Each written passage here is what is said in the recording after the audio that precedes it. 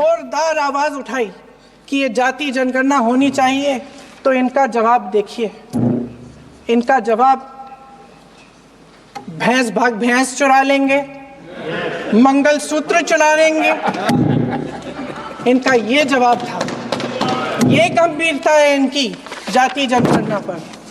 महोदय, हमारे संविधान ने आर्थिक न्याय की नींव डाली, किसानों, गरीबों और को जमीन बांटी, भूमि सुधार किया, जिसका नाम लेने से कभी कभी आप झिझकते हैं और कभी कभी उनका नाम धड़ाधड़ इस्तेमाल किया जाता है अपने आप को बचाने के लिए। उन्होंने HAL, BHEL, SAL, GAIL, ONGC, NTPC, railways, IIT, IIM, oil refineries, तमाम PSU बनाए। अध्यक्ष महोदय, उनका नाम पुस्तकों से मिटाया जा सकता है, उनका नाम भाषणों से मिटाया जा सकता है, लेकिन जो उनकी भूमिका रही इस देश की आज़ादी के लिए और इस देश के निर्माण के लिए, वो इस देश में से कभी मिटाया नहीं जा सकता। 75 सालों में जनता का भरोसा रहा कि नीतियां बनेंगी तो जनता की भलाई के लिए बनेंगी। जल जंगल जमीन का अधिकार मिला आदिवासी भाई बहनों को। इंदिरा जी ने बैंकों का राष्ट्रीयकरण करवाया, खदानों का राष्ट्रीयकरण कराया। कांग्रेस और UPA की सरकारों में शिक्षा का, भोजन का अधिकार मिला। 75 सालों में जनता का भरोसा मिला। पहले संसद चलती थी तो जनता की उम्मीद होती थी कि सरकार महंगाई और बेरोजगारी पर चर्चा करेगी, कोई उपाय निकालेगी, कोई रास्ता निकालेगी। लोग मानते थे कि अगर कोई नई आर्थिक नीति बनेगी तो देश की अर्थव्यवस्था को मजबूत बनाने के लिए बनेगी, तो भारतीय बाजार को मजबूत बनाने के लिए बनेगी, उनके भविष्य को मजबूत बनाने के लिए बनेगी। किसान और आदिवासी भाई बहन भरोसा करते थे कि यदि जमीन के कानून में संशोधन होगा तो उन्हीं की भलाई के लिए होगा। आप नारी शक्ति की बात करते हैं। आज चुनाव की वजह से शायद इतनी बातचीत हो रही है नारी शक्ति के बारे में, क्योंकि हमारे संविधान ने महिलाओं को यह अधिकार दिया, उनकी शक्ति को परिवर्तित किया वोट में। और आज आपको पहचानना पड़ रहा है कि महिलाओं के बिना, कि नारी शक्ति के बिना ये सरकारें नहीं बन सकती हैं। इसीलिए आज आप नारी शक्ति की बातें दोहरा रहे हैं। जो आप नारी शक्ति का अधिनियम लाए हैं उसको लागू क्यों नहीं करते? वो 10 साल बाद लागू क्यों होगा? क्या आज की नारी 10 साल इंतजार करेगी उसके लागू करने के लिए? क्या बात है, क्या बात है।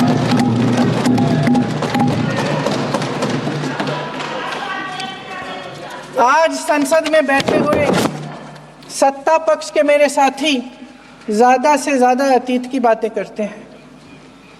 1921 में क्या हुआ, कब हुआ, नेहरू जी ने क्या किया। अरे वर्तमान की बात करिए, देश को बताइए आप क्या कर रहे हैं, आपकी जिम्मेदारी क्या है? कि सारी जिम्मेदारी जवाहरलाल नेहरू की है। अध्यक्ष महोदय जी, ये सरकार आर्थिक न्याय का सुरक्षा कवच तोड़ रही है। आज संसद में बैठी ये सरकार बेरोजगारी और महंगाई से जूझ रही हमारी जनता को क्या राहत दे रही है।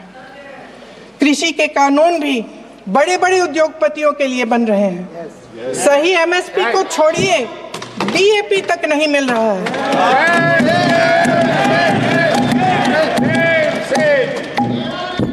वायनाड से लेकर ललितपुर तक इस देश का किसान रो रहा है। आपदा आती है तो उसको कोई राहत नहीं मिलती। भगवान भरोसे है आज इस देश का किसान, उसको छोड़ दिया गया है। आज हिमाचल में देखिए, जितने भी कानून बने हैं वो सब बड़े बड़े उद्योगपतियों के लिए बन रहे हैं। हिमाचल में जो सेब उगता था, उसके जो छोटे छोटे किसान हैं वह रो रहे हैं, क्योंकि एक व्यक्ति के लिए सब कुछ बदला जा रहा है। सुनने की हिम्मत रखो। मैं अध्यक्ष महोदय जी, अध्यक्ष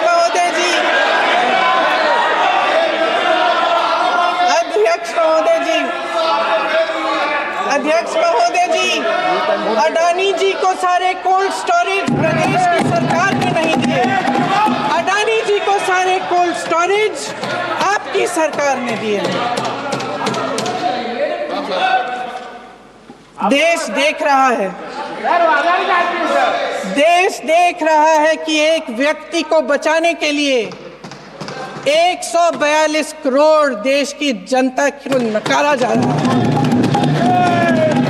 सारे बिजनेस, सारे संसाधन, सारी दौलत, सारे मौके एक ही व्यक्ति को सौंपे जा रहे हैं। सारे बंदरगाह, एयरपोर्ट्स, सड़कें, रेलवे का काम, कारखाने, खदानें, सरकारी कंपनियां सिर्फ एक व्यक्ति को दी जा रही है। जनता के मन में हमेशा ये विश्वास होता था कि अगर कुछ नहीं है तो संविधान हमारी सुरक्षा करेगा, मगर आज आम लोगों के बीच ये धारणा बनती चली जा रही है कि सरकार सिर्फ अडानी जी के मुनाफे के लिए चल रही है। देश में बहुत तेजी से गैर बराबरी बढ़ रही है।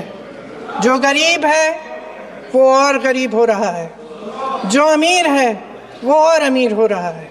इस सरकार ने आर्थिक न्याय की भी सुरक्षा कवच तोड़ दिया है। राजनीतिक न्याय की जब बात होती है, मेरे सत्ता पक्ष के साथी आज खड़े हुए और तमाम गिनती करने लग गए कि ऐसा हुआ वैसा हुआ, 1975 में जो हुआ।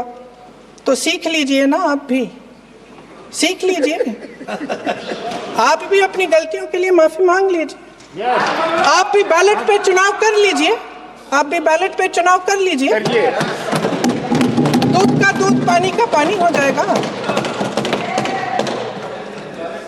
आप राजनीतिक न्याय की बात करते हैं, सरकारों को पैसों के बल पर गिरा देते हैं।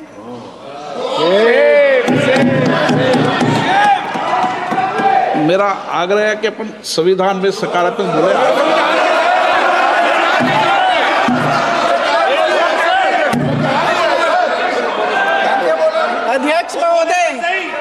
अध्यक्ष महोदय, सत्ता पक्ष के हमारे साथी ने एक उदाहरण दिया उत्तर प्रदेश की सरकार का, तो मैं भी एक उदाहरण दे देती हूँ महाराष्ट्र की सरकार का।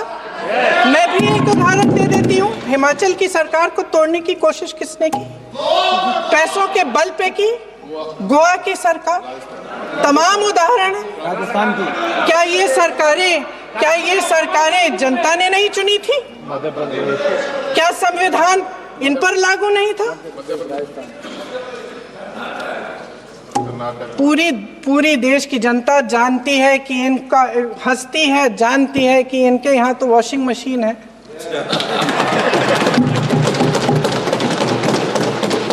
जो यहाँ से वहाँ जाता है वो धुल जाता है। इस तरफ दाग, उस तरफ स्वच्छता। और मेरे कई ऐसे साथी हैं जो इस तरफ होते थे उस तरफ चले गए, मुझे दिख भी रहे हैं, वॉशिंग मशीन में शायद धुल गए हैं।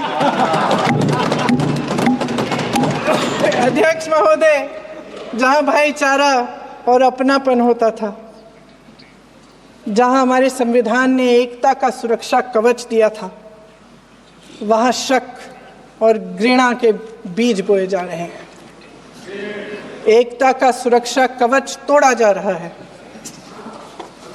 प्रधानमंत्री जी यहाँ सदन में संविधान को की किताब को यूं माथे से लगाते हैं, लेकिन संभल में, हाथरस में, मणिपुर में जब न्याय की गुहार आती है, उठती है, तो उनके माथे पे शिकन तक नहीं आता।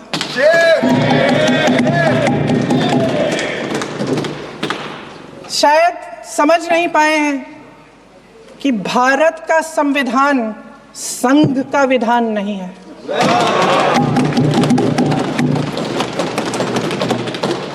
भारत के संविधान ने हमें एकता दी, हमें आपसी प्रेम दिया।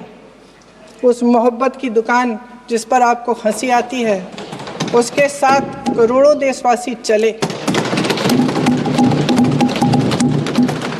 करोड़ों देशवासियों के दिल में एक दूसरे के लिए प्रेम है, घृणा नहीं है।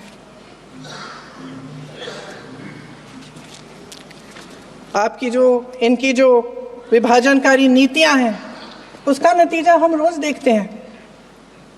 राजनीतिक फायदे के लिए संविधान को छोड़िए, देश की एकता को भी ये रख नहीं सकते, इसकी सुरक्षा नहीं कर सकते।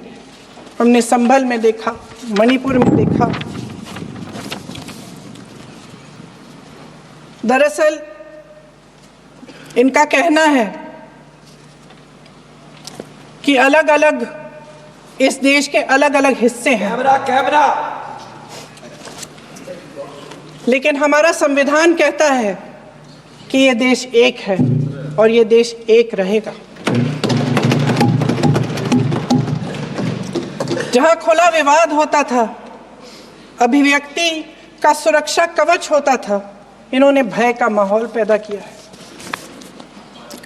सत्ता पक्ष के मेरे साथी अक्सर 75 सालों की बात करते हैं, लेकिन इन 75 सालों में ये उम्मीद, आशा, ये अभिव्यक्ति की ज्योति कभी थमी नहीं, कभी बुझी नहीं।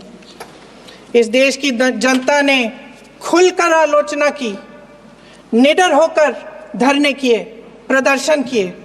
जब जब जनता नाराज हुई, तब तब सत्ता को ललकारा, उसे चेतावनी दी, बड़े से बड़े नेताओं को कटघरे में खड़ा किया, उनसे जवाब मांगा, न्याय मांगा।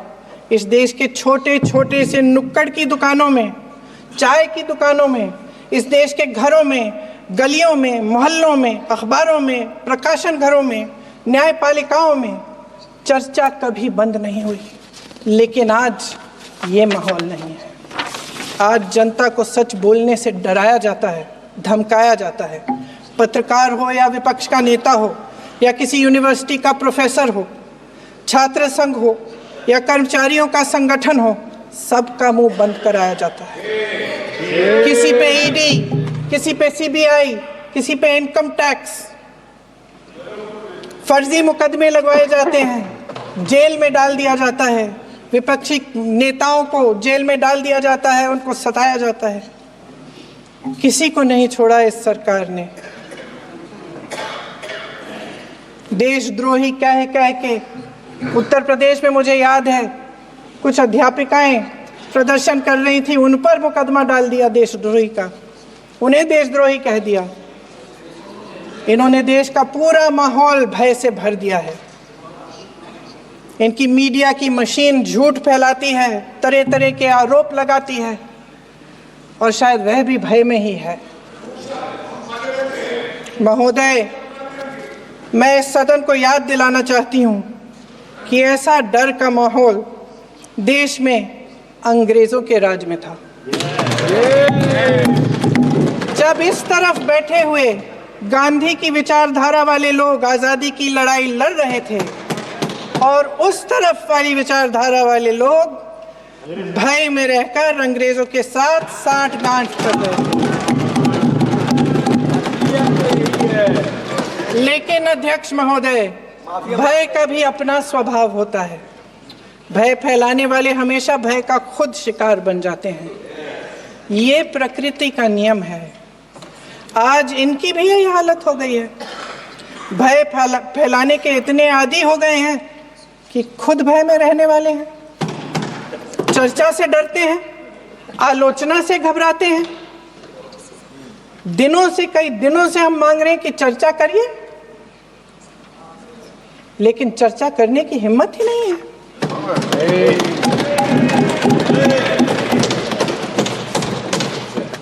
एक कहानी होती थी अध्यक्ष महोदय, शायद बचपन में आपने भी सुनी होगी। राजा भेष बदलकर बाजार में आलोचना सुनने जाता था। ये सुनने जाता था कि प्रजा मेरे बारे में क्या कह रही है, मैं सही रास्ते पे चल रहा हूं कि नहीं।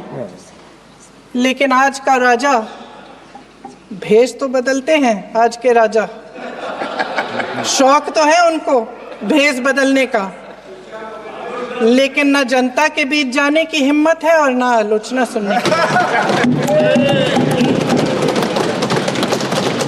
महोदय, मैं तो सदन में नहीं हूं।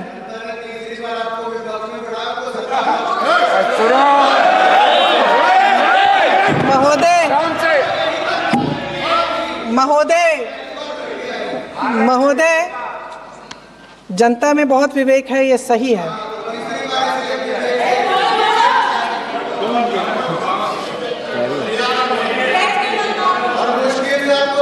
अच्छा महोदय, मैं सदन में नहीं हूँ, कुछ, हाँ ठीक है, मैं सदन में नहीं हूँ, मात्र 15 दिनों से आ रही हूँ। लेकिन मुझे ताज्जुब होता है कि इन 15 दिनों में इतनी बड़े इश्यूज हैं, इतनी बड़ी बातें हैं, प्रधानमंत्री जी मात्र एक दिन के लिए, शायद 10 मिनट के लिए दिखे हैं सब।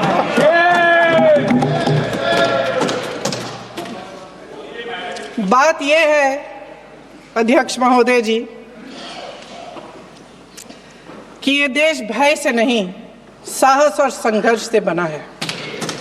इसको बनाने वाले देश के किसान, जवान, देश के करोड़ों मजदूर और गरीब जनता है। संविधान इनको साहस देता है। मेहनती मिडिल क्लास है और इस देश के जो करोड़ों देशवासी हैं, जो रोजाना भयंकर परिस्थितियों का सामना करते हैं, उनको साहस देता है। वायनाड में जो आपदा आई, उसमें एक छोटा लड़का था 17 साल का। 6 घंटों के लिए उसने अपनी माँ को बचाने की कोशिश की। 6 घंटों के लिए आप सोच सकते हैं कि अगर नदी की धारा बह रही है, नाराज है, आप अपनी माँ को पकड़े हो, 6 घंटों के लिए पकड़े रखते हो कि मेरी माँ बच जाएगी, और अंत में वो माँ भी बह जाती है। उस लड़के का साहस, उन महिलाओं का साहस जो पीड़ित हैं लेकिन फिर भी अपनी लड़ाई लड़ रहे हैं, उन संभल के बच्चों का साहस जिनके पिताजी अभी गुजर गए, लेकिन फिर भी उनके सपनों को साकार करने की हिम्मत है, उनका साहस है। वो साहस से संविधान ने दिया है।